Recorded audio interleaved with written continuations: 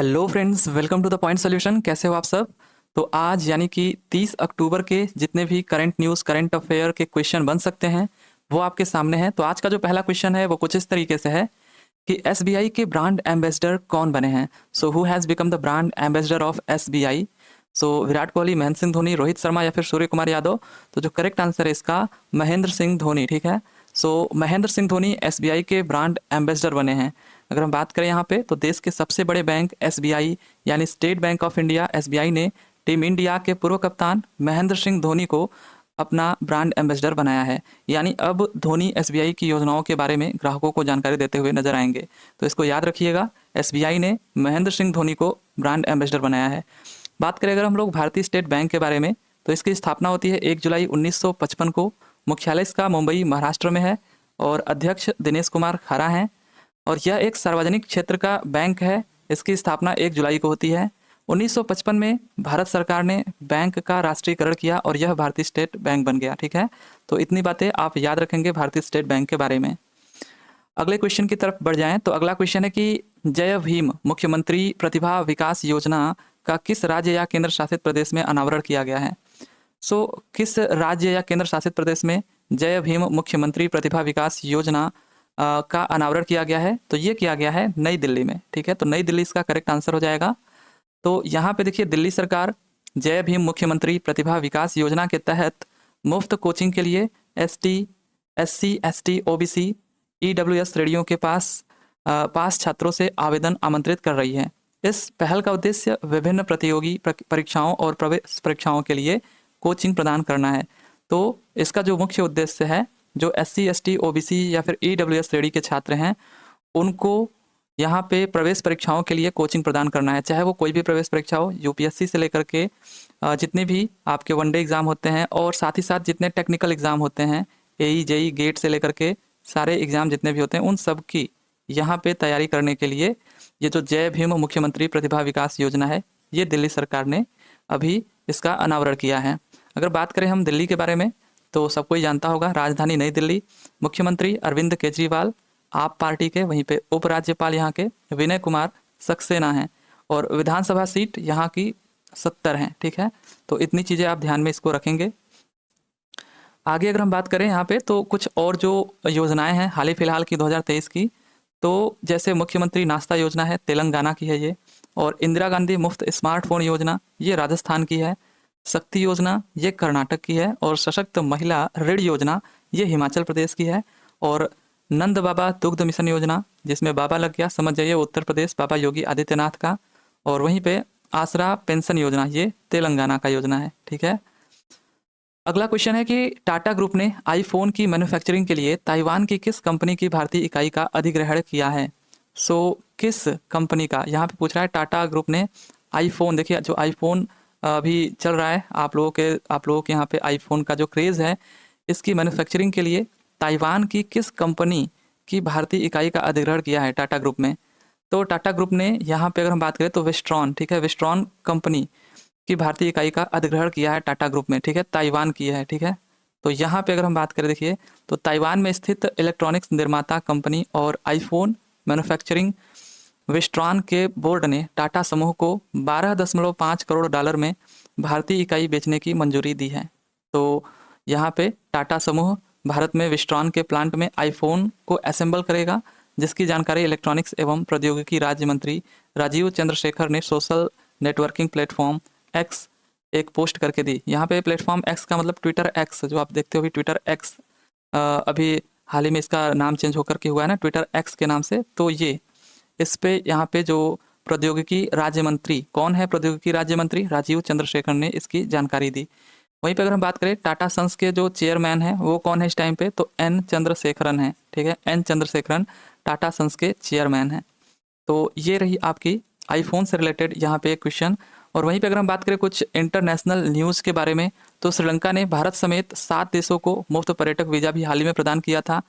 और अब तटीय पोत से विद्युत चुंबकीय रेलगन लॉन्च करने वाला प्रथम देश कौन बना? तो जापान बना था।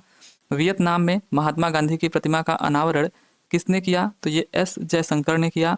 वहीं पे डॉक्टर भीमराव अंबेडकर की देश के बाहर सबसे ऊंची प्रतिमा, जिसे स्टैच्यू ऑफ इक्वलिटी का नाम दिया गया, इसका अनावरण कहाँ किया गया? तो ये अमेरिका के मैरीलैंड शहर में किया गया, राइट।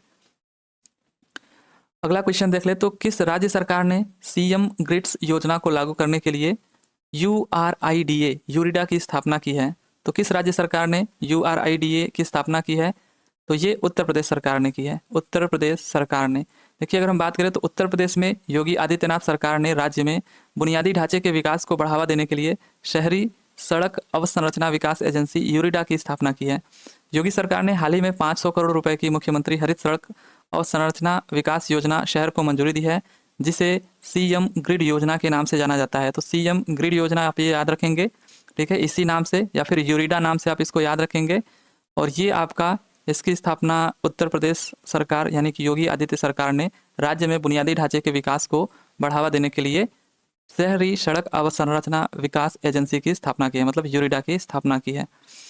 अगर हम बात करें उत्तर प्रदेश के बारे में, तो स्थापना इसकी होती है 24 जनवरी 1950 को राजधानी लखनऊ, और गवर्नर आनंदीबेन पटेल, मुख्यमंत्री सबको ही जानता होगा योगी आदित्यनाथ, और विधान परिषद की सीटें जो हैं 100 सीटें, और विधानसभा सीट 403, राज्यसभा सीट 31 और लोकसभा की सीटें हैं 80, राइट। तो ये उत्तर प्रदेश से रिलेटेड जानकारी रही। अगला क्वेश्चन है कि सेवेलियर डांस ला आर्ड्रे आर्ट्स एट डेस लेट्रेस पुरस्कार किसे दिया गया है? तो ये जो पुरस्कार है आपका शेवलियर डांस ला आर्ड्रे आर्ट्स एट डेस लेट्रेस पुरस्कार, ये किसे दिया गया है अभी हाल ही फिलहाल में? तो ये दिया गया है ऋचा चड्ढा को, ठीक है, ऋचा चड्ढा इसका करेक्ट आंसर होगा। क्योंकि अगर बात करें हम लोग भारतीय अभिनेत्री ऋचा चड्ढा को जियो मामी मुंबई फिल्म महोत्सव के नवीनतम संस्करण के दौरान फ्रांसीसी सरकार द्वारा Chevalier des Arts et des Lettres, जिसका मतलब होता है knight of the order of the arts and letters, इसका सम्मान दिया गया है। तो ये एक फ्रांसीसी सम्मान है, ठीक है, फ्रांसीसी सरकार द्वारा, और इसका नाम है Chevalier des Arts et des Lettres.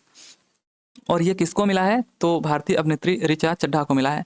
यह प्रतिष्ठित आदेश फ्रांसीसी सांस्कृतिक मंत्रालय द्वारा सिनेमा, साहित्य, कला और फैशन के क्षेत्र में प्रतिष्ठित कलाकारों को दिया जाता है। भारत से सम्मान पाने वालों में अभी तक शाहरुख खान, कमल हसन और ऐश्वर्या राय बच्चन, शिवाजी गणेशन, लता मंगेशकर और अनुराग कश्यप इनमें शामिल हैं, ठीक है। तो ये इतने लोग और इसमें शामिल है। और फिर जो हाल ही फिलहाल में दिया गया है ये फ्रांसीसी सांस्कृतिक मंत्रालय द्वारा, वो दिया गया है ऋचा चड्ढा को, ठीक है। तो ऋचा चड्ढा आप याद रखेंगे।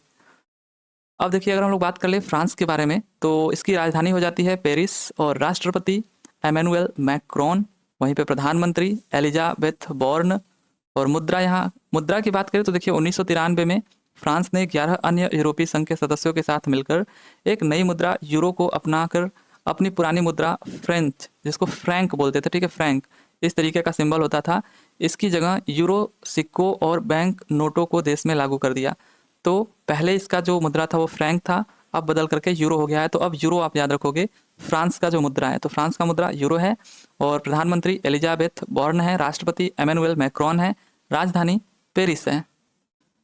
अगला क्वेश्चन देख ले, तो मेरा होचोंगाबा उत्सव किस राज्य में मनाया गया है? तो ये किस राज्य में मनाया गया है मेरा होचोंगाबा उत्सव? तो इम्पॉर्टेंट है, ये मणिपुर में मनाया गया, ठीक है। तो मणिपुर वैसे भी चर्चा में है, तो मणिपुर में ये जो महोत्सव है मेरा होचोंगाबा उत्सव, ये मनाया गया। अगर हम बात करें यहाँ पे, तो मणिपुर में वार्षिक उत्सव मेरा होचोंगाबा 28 अक्टूबर 2023 को इम्फाल के कांगला में बड़े हर्षोल्लास के साथ मनाया गया।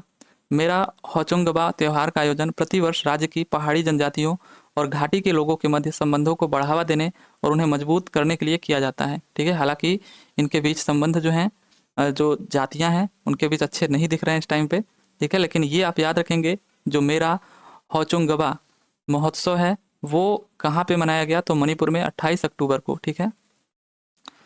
अगर हम बात करें मणिपुर के कुछ प्रसिद्ध त्यौहार के बारे में, तो देखिए जैसे आपका चिरोबा महोत्सव है, ये एक आपका महोत्सव जो नए साल की शुरुआत में मनाया जाता है। और यशांग महोत्सव, ये मणिपुर की होली होती है यशांग के नाम से। और कूट महोत्सव, ये थैंक यू फेस्टिवल है। अच्छा, ये क्या है? अ थैंक यू फेस्टिवल है कूट महोत्सव। और वहीं पे कांग महोत्सव की बात करें तो ये एक रथ यात्रा है। और संगाई महोत्सव की बात करें तो एक मेगा महोत्सव है। चुम्फा याद रखेंगे, मणिपुर का है, फसल का त्यौहार है। वहीं पे लुई नगई नी, ये भी मणिपुर का त्यौहार है, बीज बोने का त्यौहार है ये। और नैंग नगाई, ये पूर्वजों का सम्मान वाला त्यौहार है, जो कि मणिपुर का त्यौहार है, नैंग नगाई। और निंगोल चकौबा, ये भी मणिपुर का त्यौहार है, महिलाओं को समर्पित एक त्यौहार है निंगोल चकौबा। और हिरकू हिंदोगबा यह एक खेल उत्सव है, ठीक है। हिरकू हिंदोगबा ये मणिपुर का एक खेल उत्सव का त्यौहार है, खेल उत्सव है, राइट। तो ये कुछ मणिपुर के प्रसिद्ध त्यौहार थे जिनको आप बस ऐसे ही ध्यान दीजिएगा। बात करते हैं अगर मणिपुर के बारे में, तो राजधानी इसकी इम्फाल हो जाती है। राज्यपाल इस टाइम पे सुश्री अनसुईया उइके हैं और मुख्यमंत्री आर वीरेन सिंह हैं जो कि बीजेपी के हैं। और स्थापना 21 जनवरी 1972 को होती है। और लोकटक झील यह मणिपुर के विष्णुपुर जिले में स्थित है और यह विश्व की एकमात्र झील है जो तैरती झील के नाम से प्रसिद्ध है, लोकटक झील, जो कि मणिपुर में है, राइट। अगले क्वेश्चन की बात करें तो सुल्तान इब्राहिम सुल्तान सिकंदर किस देश के नरेश चुने गए हैं? सो किस देश के नरेश चुने गए सुल्तान इब्राहिम सुल्तान सिकंदर? तो ये चुने गए हैं मलेशिया के, ठीक है। तो मलेशिया के नरेश अभी कौन चुने गए हैं? तो सुल्तान इब्राहिम सुल्तान सिकंदर, ठीक है। तो मलेशिया में देखिए सुल्तान इब्राहिम सिकंदर को नया राजा चुना गया है। वे 31 जनवरी 2024 को वर्तमान राजा अल सुल्तान अब्दुल्ला से पदभार ग्रहण करेंगे। तो अभी फिलहाल में अल सुल्तान अब्दुल्ला क्या है, वर्तमान में यहाँ के राजा हैं, नरेश हैं। लेकिन 31 जनवरी 2024 को ये सुल्तान इब्राहिम सिकंदर बन जाएंगे मलेशिया के राजा, या फिर नरेश कह लीजिए। तो सुल्तान इब्राहिम को 17वां राजा चुना गया है, 17वें होंगे। इससे पहले ये 16वें थे अल सुल्तान अब्दुल्ला, और अभी सुल्तान इब्राहिम सिकंदर 17वें हो जाएंगे। मलेशिया में राजा का पद काफ़ी हद तक औपचारिक है, लेकिन वे प्रधानमंत्री जैसी प्रमुख नियुक्तियों की देखरेख करते हैं, राइट। बात करते हैं अगर मलेशिया के बारे में, तो राजधानी यहाँ की कुआलालंपुर हो जाती है। प्रधानमंत्री अनवर इब्राहिम हो जाते हैं। मुद्रा मलेशियाई रिंगगिट, मलेशिया, ठीक है। तो मुद्रा यहाँ की आप याद रखेंगे मलेशियाई रिंगगिट, ये यहाँ की क्या है, मुद्रा है। और वहीं पे मलेशिया जो है ये दक्षिण पूर्व एशिया का एक प्रमुख देश है, ठीक है। तो दक्षिण एशिया का एक प्रमुख देश है ये मलेशिया, और यहाँ की मुद्रा है मलेशियाई रिंगगिट। और प्रधानमंत्री हैं अनवर इब्राहिम, राजधानी है कुआलालंपुर, तो इसको आप ध्यान में रखेंगे। अगला क्वेश्चन है कि बैजनाथ अग्रवाल का निधन हो गया है, वह कौन थे? सो कौन थे बैजनाथ अग्रवाल? गीता प्रेस के ट्रस्टी, अर्थशास्त्री, लेखक या फिर गायक? तो इतना यहाँ पे लिखने का मतलब ही हो गया कि गीता प्रेस के ट्रस्टी, ये आपका करेक्ट आंसर है। बैजनाथ अग्रवाल ये गीता प्रेस के ट्रस्टी हैं। क्यों इंपॉर्टेंट बन जाता है? क्योंकि गीता प्रेस को साल 2021 के गांधी शांति पुरस्कार के लिए सम्मानित किया गया था, और इनके जो ट्रस्टी हैं बैजनाथ अग्रवाल, इनका अभी फिलहाल में 90 वर्ष के उम्र में निधन हो गया है।